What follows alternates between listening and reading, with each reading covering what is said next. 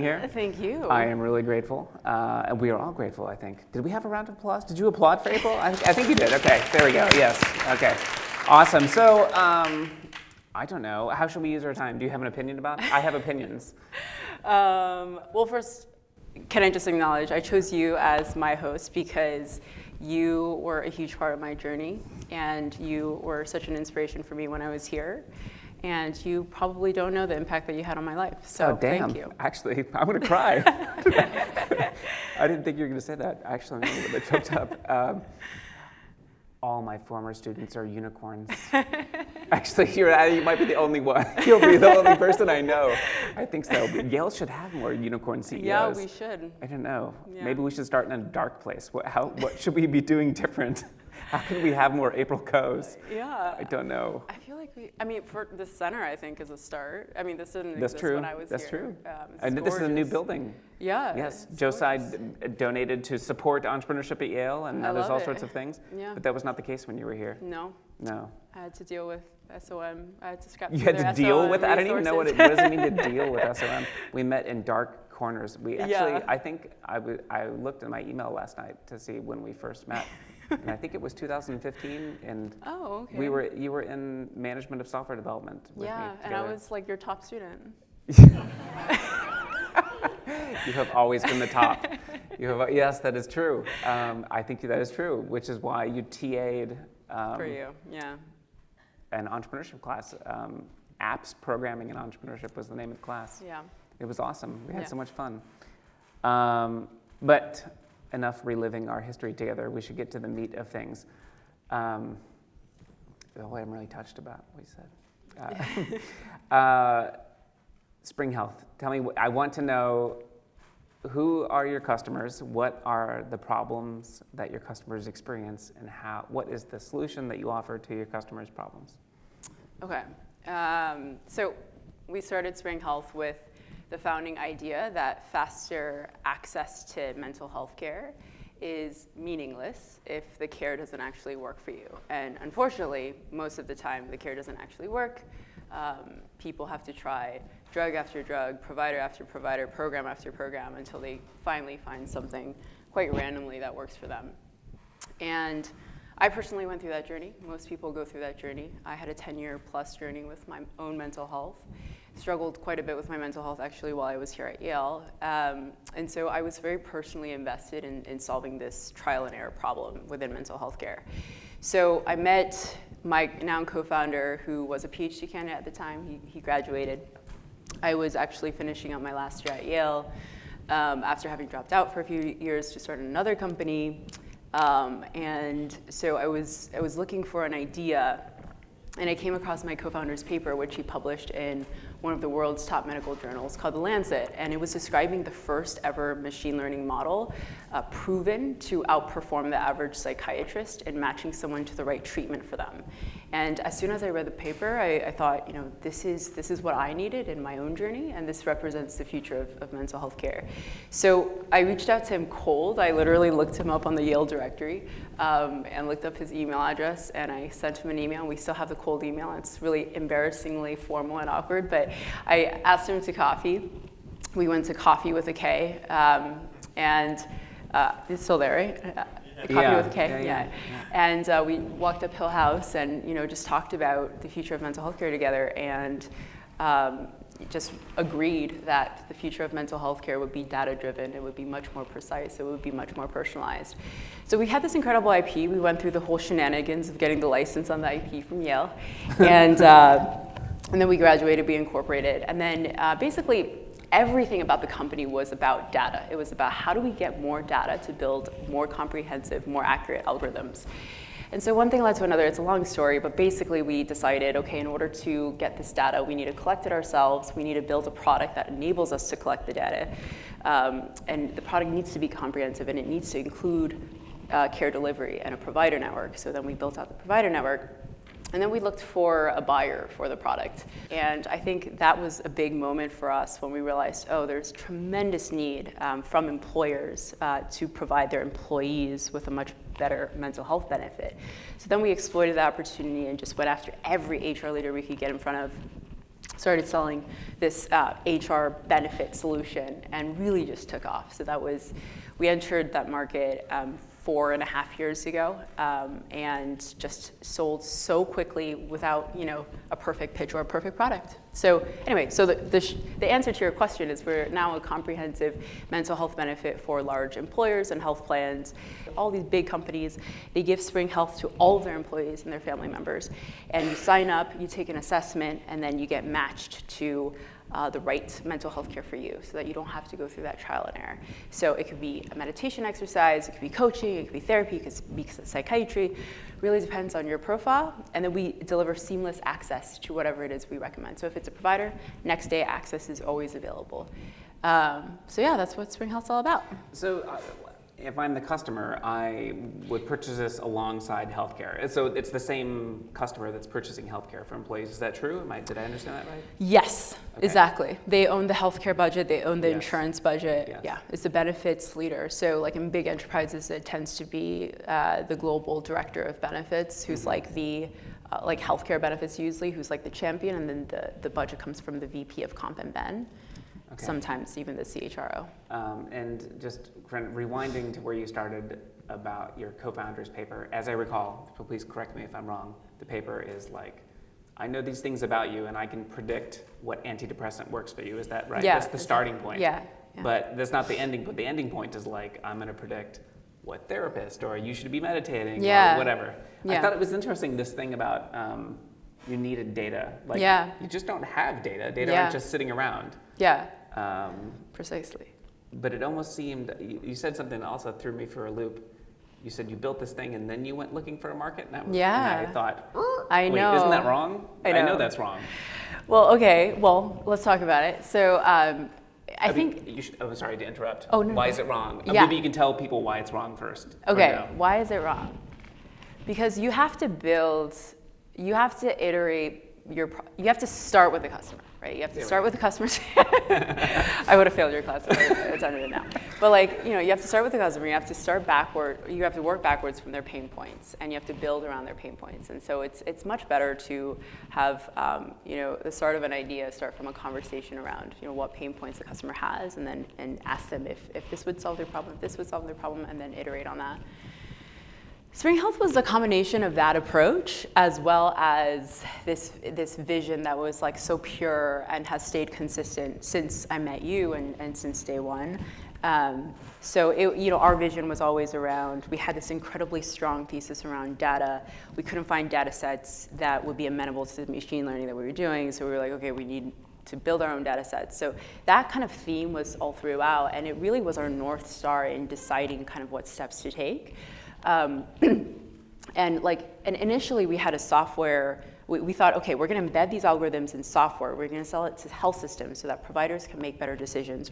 And this was the pitch that we won all these pitch competitions at Yale for, and what you probably remember Spring Health as, but it just didn't work. We sold the software to health systems. People would fall asleep during sales pitches, no joke. I pitched Yale New Haven Health System, and I think they were just on their phones the entire time. But interestingly, right at the end of one of our pitches with Yale New Haven, one of the people, they look up and they say to me, you should talk to our HR department because our physicians and nurses really need mental health care and we can't provide it for them. And that was the start of because it was the first time anyone, or I took the introduction because I was so desperate because I knew we didn't have product market fit. We also talk about this a lot, right? Product market fit, what is that? You can just feel it. I am telling you all this.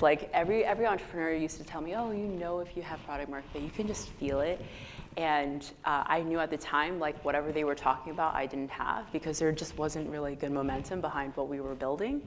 So then I took the intro to the HR department of Yale New Haven, and it was literally the first time ever anyone listened to the whole pitch. It was the first time ever that no one was on their phones. So they were intrigued, and so I knew there was something there, and then I was like, okay, we really have to change how we're thinking about it because the market is not responding to this software that we've built, and we need to think bigger. And also with the software, we were having problems with providers cooperating and giving us the data and using our recommendations. So then we were like, okay, we need to own the provider network and have more control over provider behavior. So, one thing led to another, and then we just kind of pieced it together. And then when we started talking to HR, when we made that pivot and that's when we started building around the customer, right? So we tried to take this big vision around data-driven care, and then we tried to listen to what the customer wanted, and we try to match the two things. Yes. And that's how it worked. That's what someone's supposed to do, right? As you said, Yeah. listen to the customer. Yeah. The customer has a problem. Yeah. Your solution fills that hole in the customer's heart. Yeah. So you need to know the shape of the hole. But that machine learning thing was just wrong customer, wrong Yeah. hole in the heart, Yeah. whatever. I think it's really interesting. I mean, it's almost a story of vertical integration, that there was more things you needed to do, right? You couldn't just sell this small widget that fits in someone else's machine. And what was so elegant about that? That vertical integration was good for our vision around data, because it gave us closer control over provider data and provider behavior, but it was also so well aligned with what the customer wanted. So it was just a beautiful kind of moment for us. Yeah. Interesting. You mentioned the importance of sales and pitching. I would like to hear your opinions about pitching. You must be very good at pitching and selling now.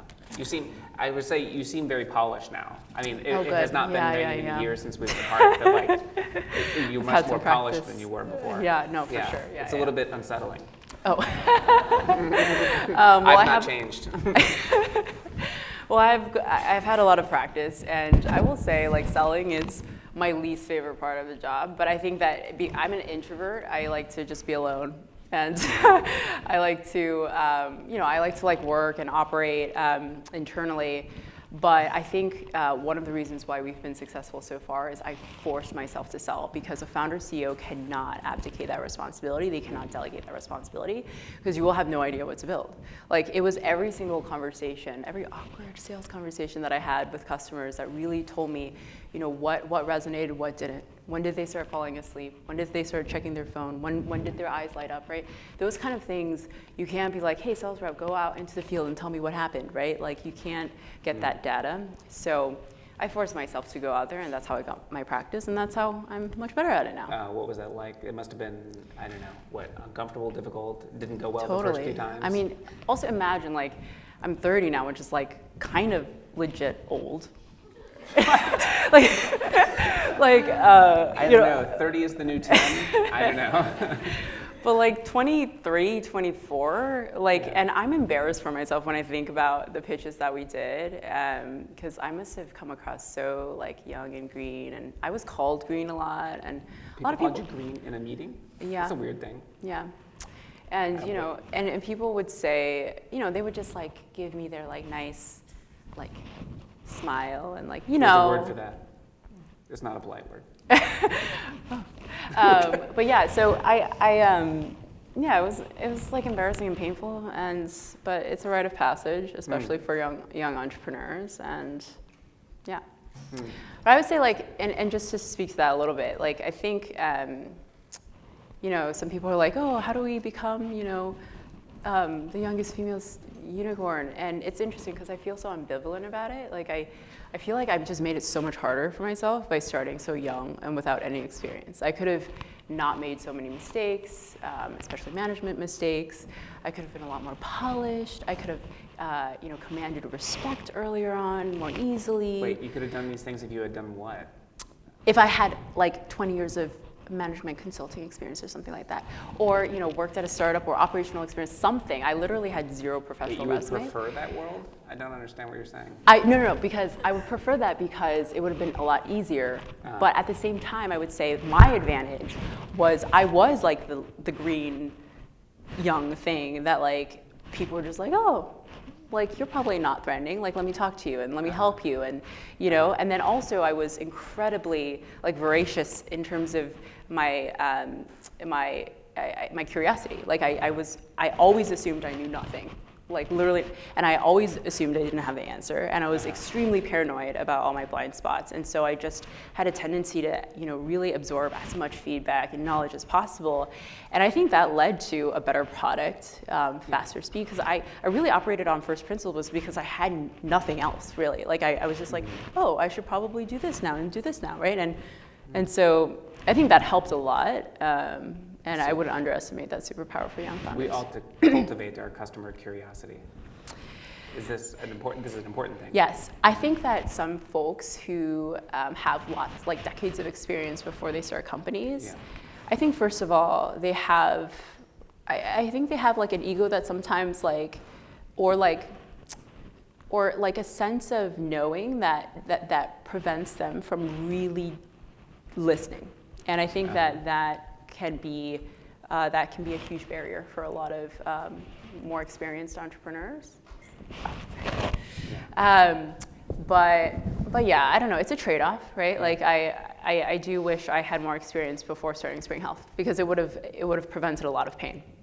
Now I didn't want to get here with this part of the conversation until a little bit later, but there's a lot of people who are in college or school. Are you saying that they should wait to become entrepreneurs? What should we do with our lives? Oh yeah, no. This is such a good, and again, I feel so ambivalent about it because I kind of want to be like, yeah, go for it. Like, why are there no Yale founders? Like, let's go. No is an extremely, that's not true. Not as many as we would like. Yeah. Oh, sorry. Well, there are many. I do have a sense that like more Yale students could be choosing entrepreneurship than do. Yes. Yeah, that's the positive frame. Yeah, Thank you, April. Yeah, absolutely. And so I want to encourage that, but and also another thing that I think about a lot is I'm a woman. I think and I am married and I don't have children, and all throughout my 20s when I was building Spring, like I didn't have to think about anything. I had nothing to lose. I didn't have a family to care for. I didn't have financial responsibilities. And I think that was hugely helpful in really helping me focus on the company and pouring my heart and soul out. I think that the glass ceiling for women, female founders, is actually hugely because of these familial responsibilities that women have in childbearing, child rearing, and so I would say that is a case to start your company earlier when you don't have kids. Should we instead go into consulting, or what? I mean, there's this tension that you mentioned about experience versus also. So experience on the one hand, I take some job in consulting, finance, whatever. Presuming that I emerge with my soul intact, I'm able to then do entrepreneurship and bring something to it that I don't have when I'm younger. But then when I'm younger, I'm more capable of taking risks, less beholden to my preconceived notions. I don't know, where's the, is it an either or? Is there something in the middle? How do I think about this trade-off? There are trade-offs, and people should go into whatever decision they make just being aware of the trade-offs and the sacrifices.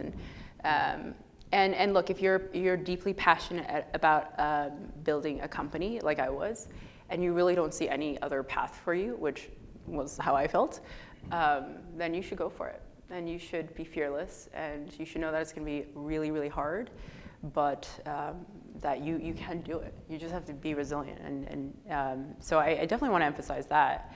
But as I mentioned, I could have made things easier for myself. I wouldn't say management. I don't know why I said management consulting, because I would not recommend that as a path pre-entrepreneurship. I would say probably joining a hypergrowth startup and being an operator, trying to rise in the ranks of this startup. See for yourself how the founders operate, how the team operates, get a feel for what startups look like when they're hyper growth. Be part of that journey. 4+ years, you'll learn so much more than if you join a huge corporation and just do one thing or do management consulting or whatever. You'll learn so much, and you will have the credibility to then go off and get funded for your own startup. You didn't do this though. Yeah, I didn't do this. You didn't do that. Yeah. But you wish you had. Yes. Things would be easier, different. Yeah. We've covered some important aspects. Or do we get to this question of what should students want? We didn't get, I think, to a satisfactory answer about should students do entrepreneurship. We talked about benefits maybe early versus later, but what should let's say I choose to want to become an entrepreneur, what things should I be doing at Yale? That's a decent question. Yeah, I can speak to what worked for me. So going back to 2016, 2015, I was back on campus after taking some time off. For a startup, you worked for? Yeah, I worked. Maybe you could tell us about that. I'm sorry to interrupt you. No. So junior year, I learned how to code, and that changed my life, because I was like, oh my goodness, I could build something from scratch and I could scale it infinitely, and I was so enamored by that idea. And that's when I was like, oh, I actually think I want to be start a founder. And then I kind of got obsessed with all these success stories, like these dorm room success stories that are like romanticized, And then I was like so bought into it. And so I was like, I'm dropping out and I'm starting a company with other Yale's. And then I went back to Yale and I had one more year. And when I was back at Yale, there was a reason why I was spending a lot of time at SOM and with Kyle versus, I don't know, over on that side of campus. And it was because I was like, I knew that the classwork, I think there's such richness and merit to going to class and learning about like Tolstoy and Shakespeare, but like I knew that for what I wanted, like I just didn't need that. And I wanted a much more like practical education. And so I like kind of like stitched together a mini MBA for myself, and I spent a lot of time at SOM. So I would recommend that. Spent a lot of time with Kyle. And secondly, I spent time, as you all know, looking for my co-founders. I think Yale is a brilliant place to find co-founders because there's instant camaraderie between people. You have, you're all part of one community, so you have that common denominator. It's much harder to establish that out in the real world. It's hard to make friends out in the real world, right? The real world sucks. And also like people at Yale are just brilliant. Truly, the density of brilliance at Yale is phenomenal, and you won't find that really anywhere else. And I spent a lot of time with professors at SOM, which in retrospect actually was not as helpful. I should have, because, except for Kyle, because cut that out it was. Video, right? But like I think that it's interesting. The academic approach to business, I think, is very different actually from building like a network of people who are operators. But I did take every advantage of every opportunity to meet operators when they came on campus. Like entrepreneurs, other entrepreneurs, and like yourself now. Yeah. And I met, my first angel investors here. Oh, and then one of the ways that we successfully tested our co-founding dynamic was they didn't know that this was happening at the time, but I very deliberately tested our dynamic via pitch contests. So I actually, we went out for a lot of grants and pitch contests, which there were a lot of at Yale, 6 years ago. And we went out for all of them, and each one was for me like a test in how we can work together as a team. And we won all of those contests and those pitches. And so it was like validation for not only our idea, but for this like dynamic, right? And I think and those moments gave us a lot of momentum and confidence as a group. So those like pitch contest grants, they weren't just like opportunities to get non-dilutive capital. It was like much more valuably, it was an opportunity to test the co-founding relationship. So I agree with you that the co-founding relationship is very important, but it's like a marriage that you enter into very quickly sometimes. Does that make sense? Like, I have a short amount of time. I'm looking for the right co-founder. I don't know, 6 months go by. Do I just settle for this person who's not perfect? What happens, right? It's a weird dance. You seem to have gotten lucky, is what I'm saying. I mean, is it luck, or is it like, did you? I think it is. If it didn't work out, if it wasn't working, what would you have done? Would you have said, this isn't going to work, or would you swap someone out, or I don't know, what do you do?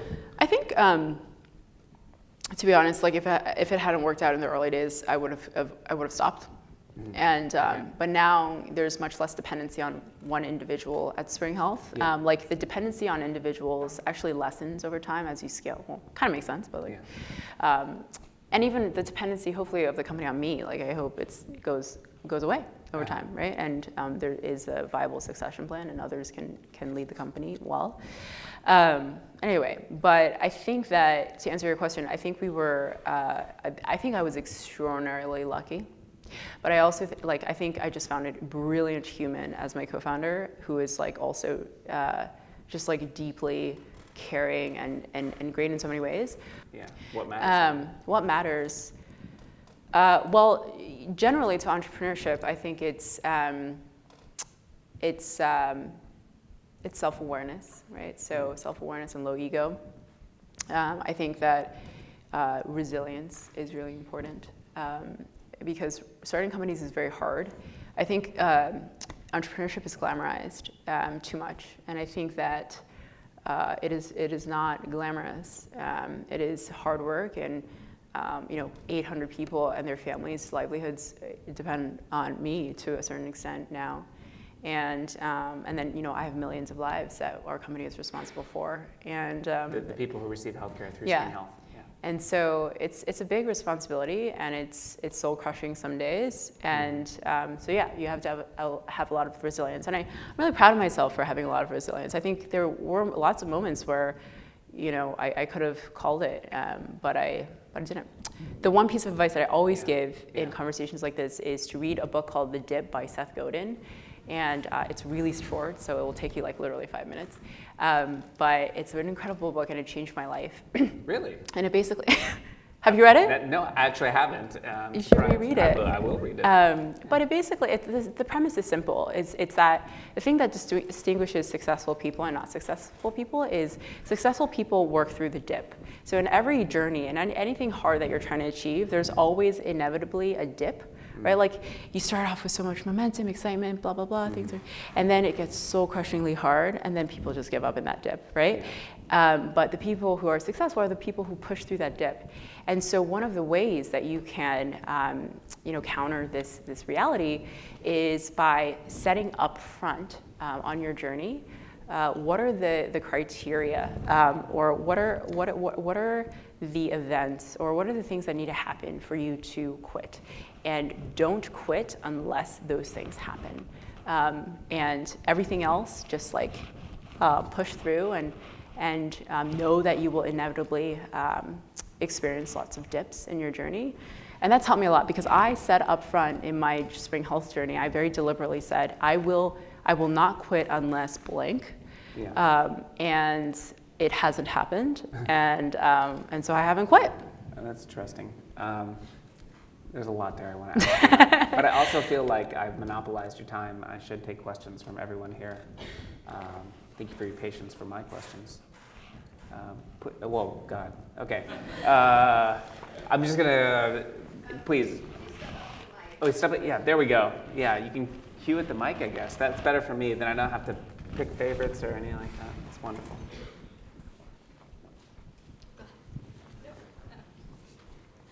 Hi, everyone. It's so great meeting you in person. My name is Jay. I'm actually one of the summer fellows at Tsai City. I'm also working on mental health venture, and you introduced my startup at the end of the day. So it's great meeting you, and thank you, Kyle, for moderating. Best professor, hands down. So I have two questions for you. First of all, you talked about your first corporate partnership and your first contract with like HR. So do you mind telling me a little bit about that? How did you manage to like pull it off? I know at that time you said you didn't really have like a working solution. It was just an idea. Mm-hmm. What are some lessons learned, and what did your team do to make it work? So that's a first question. And yeah, it's a great question. I would say always approach the conversation not as a sales pitch, but as like, I want to learn more about problems you have and see if I can help you, right? And that's how you get people's guards down, and they're not just like nitpicking whatever you're saying. It becomes much more of a collaborative discussion. Mm-hmm. So that's how I approached my first few conversations. I said, I really just want your advice on something that I'm building around mental health for employees. I know that it's like a pretty big problem for a lot of people. Is it a problem for you? Like, can I hear more about your problems? And just approaching it more as a dialogue, I think, is key. I think also some entrepreneurs really try to like hide how how non-existent their product is, or like how early they are. Don't do that. You know, just be upfront. Just say like, I know I've built this before. We are a team that builds things, and we can make something bespoke for you. And you know, here's what we have so far. You know, and you know, we'll give you a big discount or whatever for being the first user. But you know, how do we work together on that? And I think that just that openness is key. I don't like the whole like pretending, like projecting bigness. That never worked for us. What else can I say? Anything specific that you're wondering about? Oh yeah, like after you kind of like negotiate a contract and get it, like I know that at that time you didn't have like a fully working solution with like fully integrated healthcare providers and everything. Like how'd you build around that and made it work for your client? So we were upfront about it, but it was a forcing function for us to really focus and ship whatever they asked us for by a certain date. So they wanted us to ship or working essentially employee assistance program replacement with a provider network with availability within a certain time and with care navigation. So they had like a wish list, and so as soon as they kind of said yes, we were under pressure to deliver. And I think those sprints were really pivotal to Spring Health's success. So I think it's interesting. It's like an interesting dynamic. Customers can be like a real good forcing function for progress and speed for your startup. Thank you. That's very helpful. Yeah. I did not bring my running shoes, so I knew I needed to just jump up here in line. I'm Amber Childs. I'm not a student, actually. I'm an assistant professor in the Department of Psychiatry. So cool. Coming to you as a former 30-year-old and having founded nothing. But I was going to ask you a strategic question around this idea of needing a co-founder. I've heard a lot of discussion around that, but I actually find myself more interested in some of your more candid insights that you've shared today. And I'm curious if you could talk a little bit about what your experience was of being a founder as a woman of color in particular. I imagine that might be helpful for many of the folks here, and certainly I would find that really valuable. Yeah. Oh my goodness, where do I start? Comfortably. So many thoughts around this subject. First of all, your co-founder needs to be like a diehard feminist who is very aware of like sexist behaviors and microaggressions that will affect you day to day, and be willing to counter those microaggressions for you and with you. So I would get up to pitch Spring Health in front of investors. He would be next to me. I was told early on, and I still feel very ambivalent about this piece of advice from another female CEO mentor. She was like, always bring a man to your pitches. And I remember being like, oh my God, that feels so wrong. But I followed her advice, and so I brought Adam with me. But we would be standing in front of these people. I would be giving the entire pitch, like literally not a peep from Adam. And then all the investors, all white men, occasionally a woman who would also do the same thing, they would ask all their questions to Adam. And I was like, what is going on? And that really pissed me off. And Adam, my co-founder, he was so gracious. He would always redirect because he was aware of what was happening. And I think just having his support and confidence and it was just so important to me, especially as a very young, inexperienced founder. And I think it made all the difference. So either find a male co-founder who is extremely supportive, or a female co-founder who can commiserate and empathize. So that's one thing that comes to mind.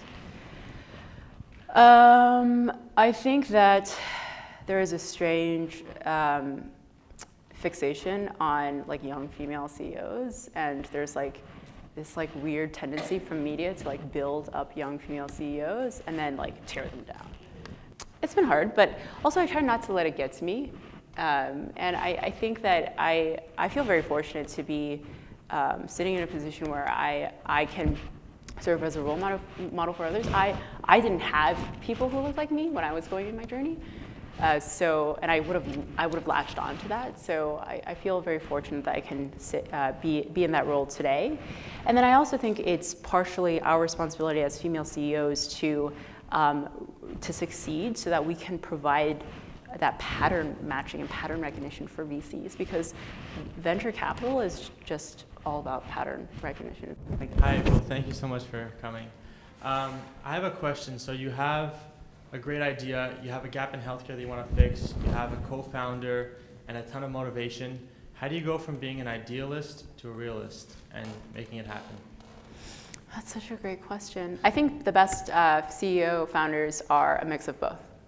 Like, I think I am a diehard idealist, but I also am hugely operational, and I'm very execution oriented. I think that sometimes CEO founders are more visionary, more of the creatives, and then they hire to completely complement that kind of that side with an operator who is like really purely an operator. And Adam and I never really had that dynamic. Like, he was visionary in some aspects and incredibly credible in some aspects. I was visionary in some aspects. I think probably more on like practical matters, but it still requires like creativity. Like, go to market, right? Like, that was my idea, but like data-driven care, mental health care, like that was Adam's, So I think that, so it was never perfectly kind of a complementary, like operator versus visionary dynamic for us. And honestly, I think at this stage, I'm a little biased towards CEOs who have both the idealism and the pragmatism, because I've seen CEOs who are just visionary, and they're quite compelling and charismatic. I think they're very good at raising money, but oftentimes I see that they falter, and I think it's because they try to delegate like all of the things that they really should be responsible for. But that's just my opinion. Hi, I'm Casey. I'm a junior that's building a startup at Tsai City, and it's very interesting because I feel like there's a lot of like eerie similarities between where you were when you were at the Entrepreneurial Institute and where I am currently.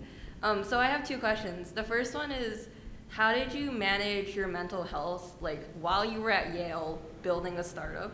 And then the second one is, how do you deal with I guess like patronizing comments, being a woman of color and also like a young entrepreneur? Like, how did you deal with those not so gracious comments about like what you're building? Yeah, okay, so the first question was around mental health. How do I deal? I still struggle with my mental health, and I think that I really was like recovering from like the most severe parts of my journey right when I started the company. And actually, I will say, like, I tell a lot of people this, I've noticed that my mental health actually thrives when I'm like so focused on something very hard, like a startup. And I find so much like energy and sense of meaning in really throwing myself into something really, really challenging. And I think it actually helps my mental health. So that was an interesting thing that I found. But in terms of how do I think like for me, I think right now, how I deal with it is like, I've noticed that it's very stressful. And sometimes, I feel miserable. But I think that I convinced myself that, it's really important to find joy. Like, there's no such thing as like happiness like all the time. And I think like if I find moments of joy, it's actually, it helps me quite a bit. And I feel most joyful when I do 5 things. And I call it Shit, I Feel Good Man, and it's an acronym, so it's sleep. So I make sure I actually track my sleep with my Oura Ring, which I highly recommend. And then I is inspiration, so I want to find something inspiring. So I listen to a lot of podcasts, and I consume it, and it just like makes me so energized and inspired. F is food, so making sure that I'm eating healthy and well. And then good is gratitude. So every morning I really try to just like think about my team and feel gratitude, because otherwise it can can be very easy to just get annoyed all the time. And then the man, or the M, is movement. So I try to exercise every day. And I think that's my formula for joy, and I try to replicate that every day. And then your second question was, what was your second question? How do you deal with like patronizing comments as a woman of color and also a young female CEO, especially when you're like a student, let's say at like Yale College, and when you were first starting off? Oh man. I remember going in it was like this big pitch that some gracious Yaleys set up for me and my team at Yale New Haven. And like right before going into the pitch, I remember overhearing two of like the other side's executives like making fun of me and like laughing at me. And I remember that moment being like so just embarrassed, and but then I had to like go in and pitch, right? And so I think that's just like a really good example of like a time when I've really just had to let it go and just really move on. And I guess I don't really have great advice around how to let go, other than I guess just like consciously try to let it go. And I think that it gets easier over time. Like even today, like people criticize me all the time, and we get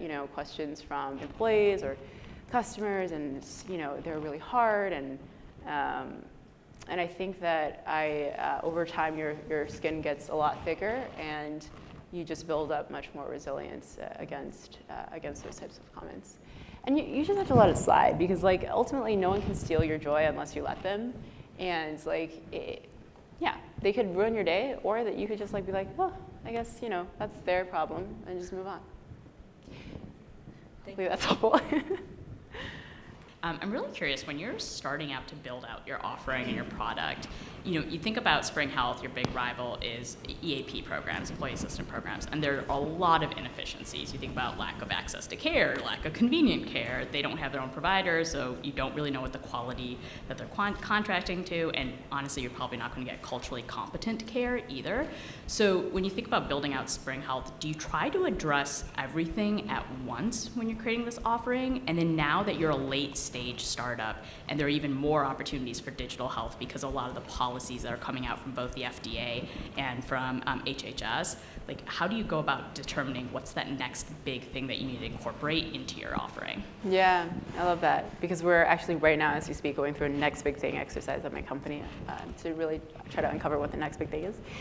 But I think actually one of my superpowers is focus. I've really, even when we made that pivot with the health system, I took my co-founders to an upstate retreat, and I gave them a 20-page document, which basically was like, I think we should stop building health systems completely, force health systems completely. By the way, we had some revenue, so we could have just done both, right? But I made the argument for we need to stop it completely, let it go, and focus entirely on the employer opportunity.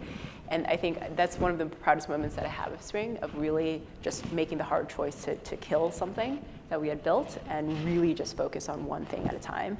And I still, to this day, I think that the reason why we've been so successful is whereas other mental health solutions have opened up D2C or done, sold to multiple businesses as a B2B company. We've never gotten distracted, and we've really tried to double down on what's working and maximize our penetration of the TAM there. And I think that that's still how I approach it. And I'm not quite answering your question around EAPs, but I think focus is very important. I think in terms of features on an EAP, for us it was very organic. So we had this kernel of functionality around matching someone to the right level of care and then delivering that care expediently, right? And that was what most people wanted. Employee assistance programs are much more comprehensive. They have lots of other things in them, but really what employers were dying for was for just easy access to the care that's right for you. And so we brought that, and that worked for a lot of people. And then as we went up market, so we sell to the largest employers in the country today, we started to read the RFP, so the request for proposals that they would invite us to for their employee assistance program replacements. And they had like basically a lot of overlapping things that they were looking for and features that they were looking for. And so we just looked for like, what are the features that are most overlapping in these RFPs, and how do we approach this in a data-driven way where we're prioritizing the features that most customers are looking for.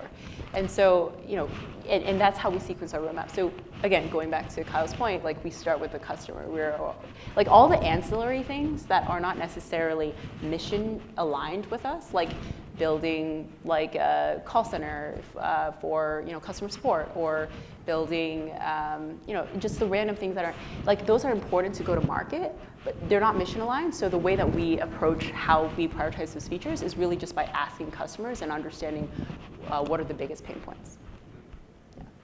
April, do you have time to maybe hobnob with people afterwards so they could spend some private time with you? Yeah, absolutely. I will tell you, I'm grateful for your candor, for your insights, for your humility. More than anything else, I'm grateful for your kind comments about me. Teasing about that.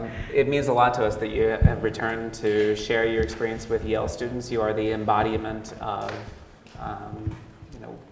the kinds of entrepreneur of whom the university is most proud.